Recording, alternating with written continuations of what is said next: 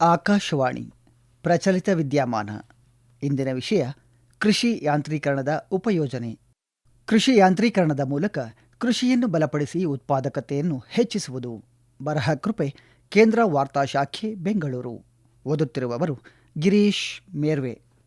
ಭಾರತದಲ್ಲಿ ಕೃಷಿ ಯಾಂತ್ರೀಕರಣವನ್ನು ಉತ್ತೇಜಿಸಲು 2014-15ರಲ್ಲಿ ಕೃಷಿ ಯಾಂತ್ರೀಕರಣದ ಉಪಯೋಜನೆಯನ್ನು ಪ್ರಾರಂಭಿಸಲಾಯಿತು. ಇದು ರಾಷ್ಟ್ರೀಯ ಕೃಷಿ ವಿಕಾಸ ಯೋಜನೆ ಅಡಿಯಲ್ಲಿ ಕೇಂದ್ರ ಪ್ರಾಯೋಜಿತ ಯೋಜನೆಯಾಗಿದೆ. SMAM ಯೋಜನೆಯು ಯಾಂತ್ರೀಕರಣದ ಪ್ರಯೋಜನಗಳನ್ನು ತಲುಪದ ವರ್ಗಗಳಿಗೆ ವಿಸ್ತರಿಸುವ ಮೂಲಕ ತಲುಪದವರನ್ನು ತಲುಪುವುದು ಎಂಬ ಗುರಿಯನ್ನು ಹೊಂದಿದೆ. ಇದು ಮಹಿಳೆಯರು, ಪರಿಶಿಷ್ಟ ಜಾತಿ, ಪರಿಶಿಷ್ಟ ಪಂಗಡದ ರೈತರು, ರೈತ ಉತ್ಪಾದಕ ಸಂಸ್ಥೆಗಳು, ಸ್ವಸಹಾಯ ಸಂಘಗಳು ಮತ್ತು ಗ್ರಾಮೀಣ ಉದ್ಯಮಿಗಳನ್ನು ಒಳಗೊಂಡಂತೆ ಸಣ್ಣ ಮತ್ತು ಅತಿಸಣ್ಣ ರೈತರನ್ನು ಒಳಗೊಂಡಿದೆ. ಕೃಷಿ ಯಾಂತ್ರೀಕರಣದ ಉಪಯೋಜನೆಯು ಸಣ್ಣ ರೈತರು, ಮಹಿಳೆಯರು ಮತ್ತು ಹಿಂದುಳಿದ ವರ್ಗದವರಿಗೆ ದೇಶಾದ್ಯಂತ ಗುರಿ ಆಧಾರಿತ ಯಾಂತ್ರೀಕರಣದ ಬೆಂಬಲವನ್ನು ನೀಡುವ ಮೂಲಕ ಅದರ ವ್ಯಾಪ್ತಿಯನ್ನು ವಿಸ್ತರಿಸುತ್ತಿದೆ. ಕೃಷಿ ಯಂತ್ರೋಪಕರಣಗಳು ಮತ್ತು ತಂತ್ರಜ್ಞಾನದ ಲಭ್ಯತೆಯಲ್ಲಿನ ಪ್ರಾದೇಶಿಕ ಅಸಮಾನತೆಯನ್ನು ಹೋಗಲಾಡಿಸಲು ನಿರ್ಲಕ್ಷಿತ ಮತ್ತು ಈಶಾನ್ಯ ರಾಜ್ಯಗಳಿಗೆ ವಿಶೇಷ ಒತ್ತು ನೀಡಲಾಗಿದೆ. ಈ ಯೋಜನೆಯ ಪ್ರಾರಂಭದಿಂದಲೂ 9,404.47 ಕೋಟಿ ರೂಪಾಯಿಗಳ ವೆಚ್ಚದಲ್ಲಿ ಭಾರತದಾದ್ಯಂತ ವೈಯಕ್ತಿಕ ರೈತರಿಗೆ 21.61 ಲಕ್ಷ ಕೃಷಿ ಯಂತ್ರಗಳನ್ನು ವಿತರಿಸಲಾಗಿದೆ. ಅಲ್ಲದೆ ನಿಖರ ಕೃಷಿಯನ್ನು ಉತ್ತೇಜಿಸುವ ನಿಟ್ಟಿನಲ್ಲಿ 52.5 ಕೋಟಿ ರೂಪಾಯಿಗಳ ಆರ್ಥಿಕ ನೆರವಿನೊಂದಿಗೆ 40,918 ಹೆಕ್ಟೇರ್ ಪ್ರದೇಶದಲ್ಲಿ 40,928ಕ್ಕೂ ಹೆಚ್ಚು ಡ್ರೋನ್ ಪ್ರಾತ್ಯಕ್ಷಿಕೆಗಳನ್ನು ನಡೆಸಲಾಗಿದೆ. ಈ ಯೋಜನೆಯು ಕಸ್ಟಮ್ ಹೈರಿಂಗ್ ಸೆಂಟರ್ಗಳನ್ನು ಸ್ಥಾಪಿಸುವುದನ್ನು ಉತ್ತೇಜಿಸುತ್ತದೆ. ಇವು ರೈತರಿಗೆ ಬಾಡಿಗೆಗೆ ಲಭ್ಯವಿರುವ ಕೃಷಿ ಯಂತ್ರೋಪಕರಣಗಳು, ಉಪಕರಣಗಳು ಮತ್ತು ಸಲಕರಣೆಗಳ ಗುಂಪನ್ನು ಹೊಂದಿರುವ ಘಟಕಗಳಾಗಿವೆ. ಅಲ್ಲದೆ ಇದು ಹೈಟೆಕ್ ಮತ್ತು ಹೆಚ್ಚಿನ ಮೌಲ್ಯದ ಕೃಷಿ ಉಪಕರಣಗಳ ಕೇಂದ್ರಗಳ ಅಭಿವೃದ್ಧಿಗೆ ಮತ್ತು ಕೃಷಿ ಯಂತ್ರೋಪಕರಣಗಳ ವಿತರಣೆಗೆ ಬೆಂಬಲ ನೀಡುತ್ತದೆ. ಪ್ರಾತ್ಯಕ್ಷಿಕೆಗಳು ಮತ್ತು ಸಾಮರ್ಥ್ಯ ವೃದ್ಧಿಯ ಉಪಕ್ರಮಗಳ ಮೂಲಕ ಅರಿವು ಮೂಡಿಸುವ ಕಾರ್ಯವನ್ನು ಕೈಗೊಳ್ಳಲಾಗುತ್ತದೆ. ಕೃಷಿ ವಿದ್ಯುತ್ ಲಭ್ಯತೆ ಕಡಿಮೆ ಇರುವ ಪ್ರದೇಶಗಳ ಮೇಲೆ ವಿಶೇಷ ಗಮನ ಹರಿಸಲಾಗುತ್ತಿದೆ ಮತ್ತು CHCಗಳ ಮೂಲಕ ಕೈಗೆಟುಕುವ ಬಾಡಿಗೆ ಸೇವೆಗಳನ್ನು ಒದಗಿಸುವ ಮೂಲಕ ಸಣ್ಣ ಹಿಡುವಳಿಗಳು ಹಾಗೂ ಅಧಿಕ ಬಂಡವಾಳ ವೆಚ್ಚದಂತಹ ರಚನಾತ್ಮಕ ಅಡೆತಡೆಗಳನ್ನು ನಿವಾರಿಸಲು ಪ್ರಯತ್ನಿಸಲಾಗುತ್ತಿದೆ. ಹೆಚ್ಚುವರಿಯಾಗಿ SMAM ಕೃಷಿ ಯಂತ್ರೋಪಕರಣಗಳ ಕಾರ್ಯಕ್ಷಮತೆ ಪರೀಕ್ಷೆ ಮತ್ತು ಪ್ರಮಾಣೀಕರಣವನ್ನು ಬೆಂಬಲಿಸುತ್ತದೆ. ಸಂಬಂಧಪಟ್ಟವರಲ್ಲಿ ಯೋಜನೆಯ ಸ್ವೀಕಾರವನ್ನು ಹೆಚ್ಚಿಸಲು ಗುರಿ ಆಧಾರಿತ ಮಾಹಿತಿ, ಶಿಕ್ಷಣ ಮತ್ತು ಸಂವಹನ ಚಟುವಟಿಕೆಗಳನ್ನು ನಡೆಸಲಾಗುತ್ತದೆ. 2007ರಲ್ಲಿ ಪ್ರಾರಂಭಿಸಲಾದ ರಾಷ್ಟ್ರೀಯ ಕೃಷಿ ವಿಕಾಸ ಯೋಜನೆಯು ಕೃಷಿ ಮತ್ತು ಸಂಬಂಧಿತ ವಲಯಗಳಲ್ಲಿ ಸಾರ್ವಜನಿಕ ಹೂಡಿಕೆಯನ್ನು ಹೆಚ್ಚಿಸಲು ರಾಜ್ಯಗಳನ್ನು ಉತ್ತೇಜಿಸುವ ಒಂದು ಪ್ರಮುಖ ಯೋಜನೆಯಾಗಿದೆ. ಇದು ಸ್ಥಳೀಯ ಅಗತ್ಯತೆಗಳಿಗೆ ಅನುಗುಣವಾಗಿ ಯೋಜನೆಗಳನ್ನು ರೂಪಿಸಲು ಮತ್ತು ಕಾರ್ಯಗತಗೊಳಿಸಲು ರಾಜ್ಯಗಳಿಗೆ ಸ್ವಾತಂತ್ರ್ಯ ಮತ್ತು ಸ್ವಾಯತ್ತತೆಯನ್ನು ನೀಡುತ್ತದೆ. ಈ ಯೋಜನೆಯು ಬೆಳೆ ಉತ್ಪಾದನೆ, ಮೂಲಸೌಕರ್ಯ ಅಭಿವೃದ್ಧಿ, ಯಾಂತ್ರೀಕರಣ ಮತ್ತು ಮೌಲ್ಯವರ್ಧನೆ ಸೇರಿದಂತೆ ವ್ಯಾಪಕ ಶ್ರೇಣಿಯ ಮಧ್ಯಸ್ಥಿಕೆಗಳನ್ನು ಒಳಗೊಂಡಿದೆ. 2017-18ರಲ್ಲಿ ಕೃಷಿ ಮತ್ತು ಸಂಬಂಧಿತ ವಲಯದ ಪುನರುಜ್ಜೀವನಕ್ಕಾಗಿ ಲಾಭದಾಯಕ ವಿಧಾನಗಳ ಅಡಿಯಲ್ಲಿ ಈ ಯೋಜನೆಯನ್ನು ಪುನರ್ರಚಿಸಲಾಯಿತು. ಇದರಲ್ಲಿ ಕೊಯ್ಲಿಗೆ ಪೂರ್ವ ಮತ್ತು ನಂತರದ ಮೂಲಸೌಕರ್ಯಗಳನ್ನು ಬಲಪಡಿಸಲು ಹೆಚ್ಚಿನ ಒತ್ತು ನೀಡಲಾಗಿದೆ. ಕೃಷಿ ಯಾಂತ್ರೀಕರಣದ ಉಪಯೋಜನೆಯನ್ನು ಆಧುನಿಕ ಕೃಷಿ ಉಪಕರಣಗಳ ಲಭ್ಯತೆಯನ್ನು ಸುಧಾರಿಸುವ ಮೂಲಕ, ದೈಹಿಕ ಶ್ರಮವನ್ನು ಕಡಿಮೆ ಮಾಡುವ ಮೂಲಕ ಮತ್ತು ಕೃಷಿ ಉತ್ಪಾದಕತೆಯನ್ನು ಹೆಚ್ಚಿಸುವ ಮೂಲಕ ಅಂತರ್ಗತ ಮತ್ತು ಪರಿಣಾಮಕಾರಿ ಕೃಷಿ ಯಾಂತ್ರೀಕರಣವನ್ನು ಉತ್ತೇಜಿಸಲು ವಿನ್ಯಾಸಗೊಳಿಸಲಾಗಿದೆ. ತರಬೇತಿ, ಪರೀಕ್ಷೆ, ಪ್ರಾತ್ಯಕ್ಷಿಕೆ ಮತ್ತು ಕೊಯ್ಲು ನಂತರದ ಯಾಂತ್ರೀಕರಣದ ಮೂಲಕ ಕೃಷಿ ಯಾಂತ್ರೀಕರಣದ ಉತ್ತೇಜನ ಹಾಗೂ ಆಧುನಿಕ ಕೃಷಿ ತಂತ್ರಜ್ಞಾನಗಳ ಲಭ್ಯತೆಯನ್ನು ಸುಧಾರಿಸುವ ಮೂಲಕ ಕೃಷಿ ಉತ್ಪಾದಕತೆ ಮತ್ತು ದಕ್ಷತೆಯನ್ನು ಹೆಚ್ಚಿಸುತ್ತದೆ. ಇದು ಕೃಷಿ ಯಾಂತ್ರೀಕರಣವನ್ನು ಉತ್ತೇಜಿಸುವ ಮೂಲಕ ಸಂಸ್ಕರಣೆ, ಸಂಗ್ರಹಣೆ, ಮೌಲ್ಯವರ್ಧನೆ ಮತ್ತು ಬೆಳೆ ಅವಶೇಷಗಳ ನಿರ್ವಹಣೆಗೆ ಕೊಯ್ಲು ನಂತರದ ಮೂಲಸೌಕರ್ಯವನ್ನು ಮತ್ತಷ್ಟು ಬಲಪಡಿಸುತ್ತದೆ. ಕೃಷಿ ಯಂತ್ರೋಪಕರಣಗಳು ಮತ್ತು ಉಪಕರಣಗಳ ಖರೀದಿಗೆ ನೇರ ಲಾಭ ವರ್ಗಾವಣೆ ವ್ಯವಸ್ಥೆಯ ಮೂಲಕ ವೈಯಕ್ತಿಕ ಕೃಷಿ ಯಂತ್ರೋಪಕರಣಗಳ ಮಾಲೀಕತ್ವಕ್ಕೆ ಸಹಾಯಧನದ ಬೆಂಬಲವನ್ನು ಒದಗಿಸುತ್ತದೆ. ಇದು ಸಾಮಾನ್ಯ ಫಲಾನುಭವಿಗಳಿಗೆ ಯಂತ್ರದ ವೆಚ್ಚದ 40% ಮತ್ತು ಪರಿಶಿಷ್ಟ ಜಾತಿ, ಪರಿಶಿಷ್ಟ ಪಂಗಡದ ರೈತರು, ಸಣ್ಣ ಮತ್ತು ಅತಿಸಣ್ಣ ರೈತರು ಹಾಗೂ ಈಶಾನ್ಯ ರಾಜ್ಯಗಳ ಫಲಾನುಭವಿಗಳಿಗೆ 50% ವೆಚ್ಚವನ್ನು ಭರಿಸುತ್ತದೆ. ಸಣ್ಣ ಮತ್ತು ಅತಿಸಣ್ಣ ರೈತರು CHCಗಳು, SHGಗಳು ಮತ್ತು FPOಗಳ ಮೂಲಕ ಡ್ರೋನ್ಗಳು ಸೇರಿದಂತೆ ಯಾಂತ್ರೀಕೃತ ಸೇವೆಗಳಿಗಾಗಿ ಪ್ರತಿ ಹೆಕ್ಟೇರ್ಗೆ 2,000 ರೂಪಾಯಿಗಳನ್ನು ಪಡೆಯುತ್ತಾರೆ. ಬಾಡಿಗೆಗಾಗಿ ಕೃಷಿ ಯಂತ್ರೋಪಕರಣ ಬ್ಯಾಂಕ್ಗಳ ಸ್ಥಾಪನೆಗೆ ಉತ್ತೇಜನ ನೀಡಲಾಗುತ್ತದೆ. ಕೃಷಿ ಯಂತ್ರೋಪಕರಣಗಳನ್ನು ಪಡೆಯಲು SHGಗಳು FPOಗಳು ಮತ್ತು ಸ್ಥಳೀಯ ಸಂಸ್ಥೆಗಳಿಗೆ ಶೇಕಡ 80ರಿಂದ 90 ಆರ್ಥಿಕ ಬೆಂಬಲವನ್ನು ನೀಡುವ ಮೂಲಕ ಕೃಷಿ ಯಾಂತ್ರೀಕರಣವನ್ನು ಹೆಚ್ಚಿಸುತ್ತದೆ.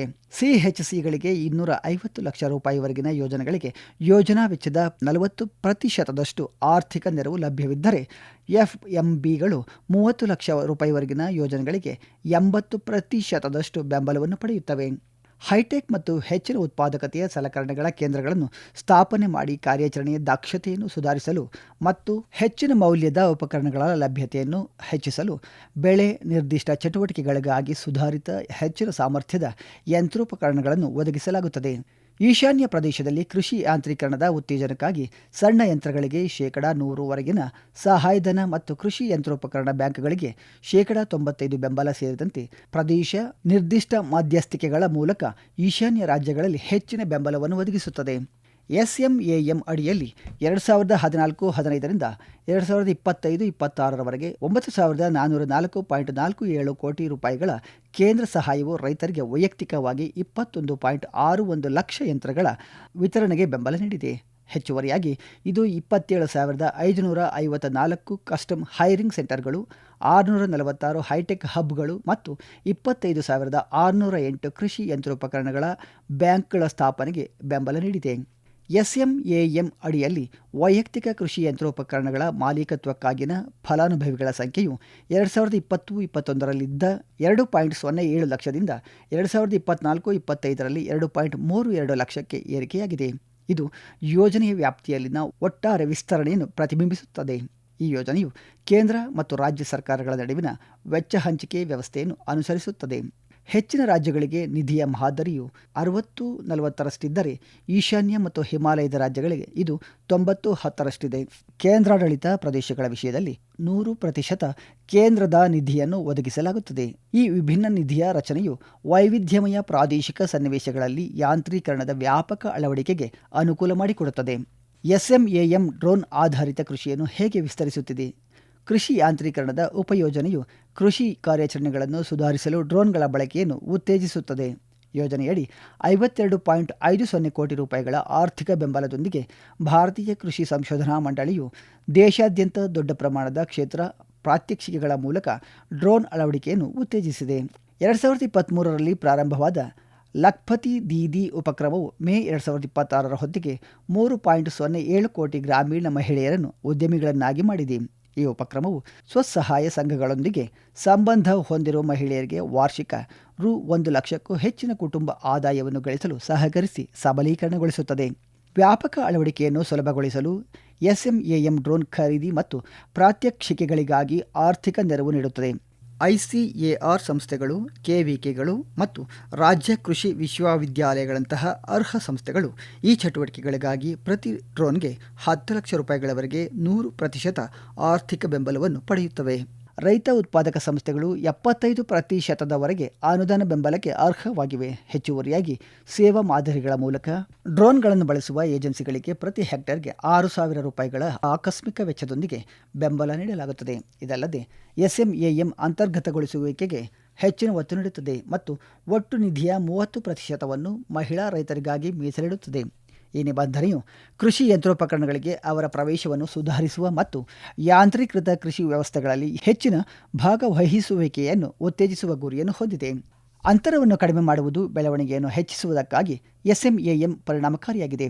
SMAM ಕೃಷಿ ಉತ್ಪಾದಕತೆ, ದಕ್ಷತೆ ಮತ್ತು ಒಳಗೊಳ್ಳುವಿಕೆಯನ್ನು ಬಲಪಡಿಸುವಲ್ಲಿ ಒಂದು ಪ್ರಮುಖ ಮಧ್ಯಸ್ಥಿಕೆಯಾಗಿ ಹೊರಹೊಮ್ಮಿದೆ. ಸಣ್ಣ ಮತ್ತು ಅತಿಸಣ್ಣ ರೈತರು, ಮಹಿಳೆಯರು, SC/ST ಸಮುದಾಯಗಳು ಮತ್ತು ನಿರ್ಲಕ್ಷಿತ ಪ್ರದೇಶಗಳ ಮೇಲೆ ಕೇಂದ್ರೀಕರಿಸುವ ಮೂಲಕ ಈ ಯೋಜನೆಯು ಸಹಾಯಧನ, ಕಸ್ಟಮ್ ಹೈರಿಂಗ್ ಸೆಂಟರ್ಗಳು, ಕೃಷಿ ಯಂತ್ರೋಪಕರಣ ಬ್ಯಾಂಕ್ಗಳು ಮತ್ತು ಉದ್ದೇಶಿತ ಪ್ರಾದೇಶಿಕ ಬೆಂಬಲದ ಮೂಲಕ ಯಾಂತ್ರೀಕರಣದಲ್ಲಿನ ನಿರ್ಣಾಯಕ ಅಂತರವನ್ನು ಕಡಿಮೆ ಮಾಡಲು ಸಹಾಯ ಮಾಡಿದೆ.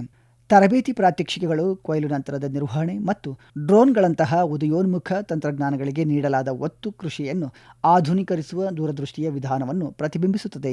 ಸಾಂಸ್ಥಿಕ ಮೂಲಸೌಕರ್ಯವನ್ನು ಸೃಷ್ಟಿಸುವ ಮೂಲಕ SMAM ದೈಹಿಕ ಶ್ರಮವನ್ನು ಕಡಿಮೆ ಮಾಡಲು, ಕಾರ್ಯಾಚರಣೆಗಳ ಸಮಯ ಪ್ರಜ್ಞೆಯನ್ನು ಸುಧಾರಿಸಲು ಮತ್ತು ಹೆಚ್ಚಿನ ಕೃಷಿ ಉತ್ಪಾದಕತೆಯನ್ನು ಬೆಂಬಲಿಸಲು ಕೊಡುಗೆ ನೀಡಿದೆ. 2023ರಲ್ಲಿ ಪ್ರಾರಂಭವಾದ ನಮೋ ಡ್ರೋನ್ ದೀದಿ ಉಪಕ್ರಮದ ಅಡಿಯಲ್ಲಿ 2023-24ರಲ್ಲಿ 500 ಡ್ರೋನ್ಗಳನ್ನು ವಿತರಿಸಲಾಯಿತು. ಈ ಮಧ್ಯಸ್ಥಿಕೆಯು ಡ್ರೋನ್ ಆಧಾರಿತ ಜೀವನೋಪಾಯದ ಅವಕಾಶಗಳು ಮತ್ತು ಆಧುನಿಕ ಕೃಷಿ ತಂತ್ರಜ್ಞಾನದ ಮೂಲಕ ಮಹಿಳೆಯರನ್ನು ಸಬಲೀಕರಣಗೊಳಿಸುತ್ತದೆ. 2023-24ರಿಂದ 2025-26ರ ಅವಧಿಯಲ್ಲಿ ICAAR ರಾಜ್ಯ ಕೃಷಿ ವಿಶ್ವವಿದ್ಯಾಲಯಗಳು ಮತ್ತು ಕೃಷಿ ವಿಜ್ಞಾನ ಕೇಂದ್ರಗಳ ಸಹಯೋಗದೊಂದಿಗೆ 40,918 ಹೆಕ್ಟೇರ್ ಪ್ರದೇಶದಲ್ಲಿ 40,928 ಕಿಸಾನ್ ಡ್ರೋನ್ ಪ್ರಾತ್ಯಕ್ಷಿಕೆಗಳನ್ನು ನಡೆಸಿದೆ. ಈ ಪ್ರಾತ್ಯಕ್ಷಿಕೆಗಳು ನಿಗದಿತ ಪ್ರಮಾಣಿತ ಕಾರ್ಯಾಚರಣಾ ವಿಧಾನಗಳಿಗೆ ಅನುಗುಣವಾಗಿ ಪೋಷಕಾಂಶಗಳು, ರಸಗೊಬ್ಬರಗಳು ಮತ್ತು ಕೃಷಿ ರಾಸಾಯನಿಕಗಳ ಅನ್ವಯದ ಮೇಲೆ ಕೇಂದ್ರೀಕರಿಸಿದವು. ಸುಧಾರಿತ AI ತಂತ್ರಜ್ಞಾನ ಮತ್ತು ಹಲವಾರು ICAR ಸಂಸ್ಥೆಗಳ ಸಾಮೂಹಿಕ ವೈಜ್ಞಾನಿಕ ಪರಿಣಿತಿಯಿಂದ ಅಭಿವೃದ್ಧಿಪಡಿಸಲಾದ ದೃಢವಾದ ಜ್ಞಾನದ ಮೂಲವನ್ನು ಬಳಸಿಕೊಂಡು ಆಯಿಲ್ ಸೀಡ್ಸ್ ಕಿಸಾನ್ ಮಿತ್ರ ಪ್ರಾದೇಶಿಕ ಭಾಷೆಗಳಲ್ಲಿ ಟೈಪ್ ಮಾಡಿದ ಅಥವಾ ಕಳುಹಿಸಿದ ಪ್ರಶ್ನೆಗಳನ್ನು ಅರ್ಥ ಮಾಡಿಕೊಳ್ಳುತ್ತದೆ ಮತ್ತು ನಿಖರವಾದ ಬೆಳೆ ನಿರ್ದಿಷ್ಟ ಉತ್ತರಗಳನ್ನು ನೀಡುತ್ತದೆ.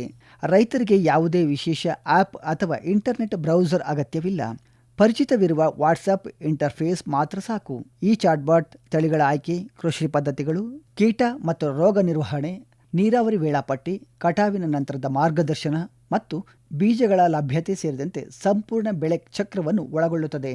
ಈ ಜ್ಞಾನದ ಮೂಲವನ್ನು ICAR ರಾಷ್ಟ್ರೀಯ ಸೋಯಾಬೀನ್ ಸಂಶೋಧನಾ ಸಂಸ್ಥೆ, ಇಂದೋರ್ ICAR ಭಾರತೀಯ ನೆಲಗಡಲೆ ಸಂಶೋಧನಾ ಸಂಸ್ಥೆ, ಜುನಾಗಢ್ ICAR ಭಾರತೀಯ ಸಾಸಿವೆ ಸಂಶೋಧನಾ ಸಂಸ್ಥೆ, ಭರತ್ಪುರ ಮತ್ತು ಎಳ್ಳು ಮತ್ತು ಗುರೆಳ್ಳು PC ಯೂನಿಟ್ ಸಂಸ್ಥೆಗಳ ಸಹಯೋಗದೊಂದಿಗೆ ನಿರ್ಮಿಸಲಾಗಿದೆ. ಇದು ಭಾರತದ ವಿವಿಧ ಕೃಷಿ ಹವಾಮಾನ ವಲಯಗಳಾದ್ಯಂತ ಎಲ್ಲ ಪ್ರಮುಖ ಎಣ್ಣೆ ಬೀಜ ಬೆಳೆಗಳ ಸಮಗ್ರ ಮಾಹಿತಿಯನ್ನು ಖಾತರಿಪಡಿಸುತ್ತದೆ. ಭಾರತ್ ವಿಸ್ತಾರ್ ಭಾರತ ಸರ್ಕಾರದ ರೈತ ಕೇಂದ್ರಿತ ಕೃತಕ ಬುದ್ಧಿಮತ್ತೆ ಚಾಲಿತ ಡಿಜಿಟಲ್ ಸಾರ್ವಜನಿಕ ಮೂಲಸೌಕರ್ಯವಾಗಿದ್ದು, ಇದು ವಿವಿಧ ಸರ್ಕಾರಿ ಮತ್ತು ವೈಜ್ಞಾನಿಕ ಮೂಲಗಳನ್ನು ಸಂಪರ್ಕಿಸುವ ಮೂಲಕ ರೈತರಿಗೆ ವಿಶ್ವಾಸಾರ್ಹ ಮಾಹಿತಿಯನ್ನು ನೀಡುತ್ತದೆ.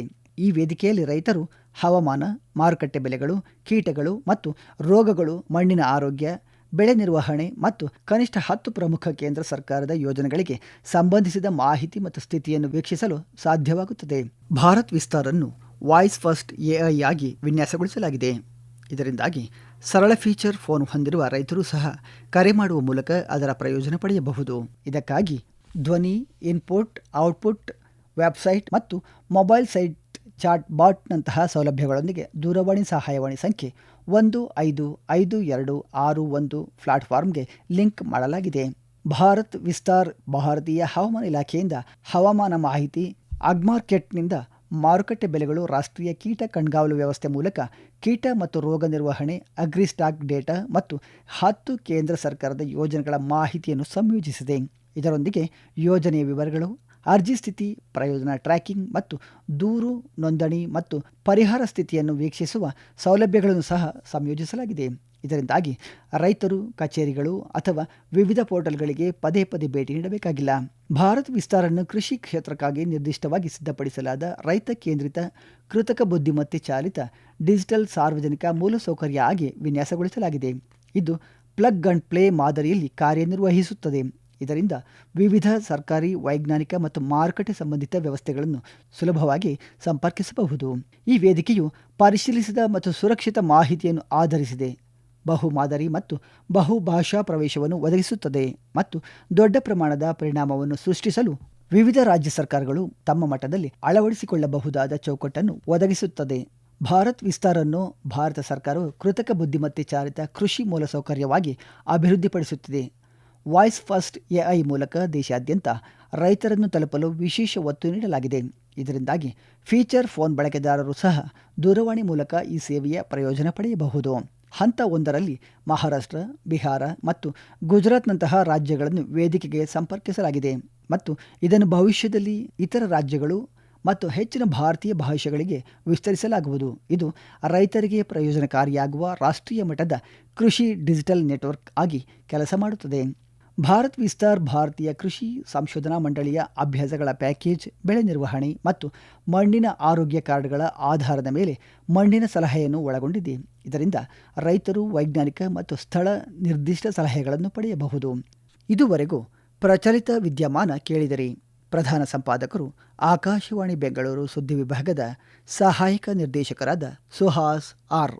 ಇದು ಪ್ರಾದೇಶಿಕ ಸುದ್ದಿ ವಿಭಾಗದ ಕೊಡುಗೆ.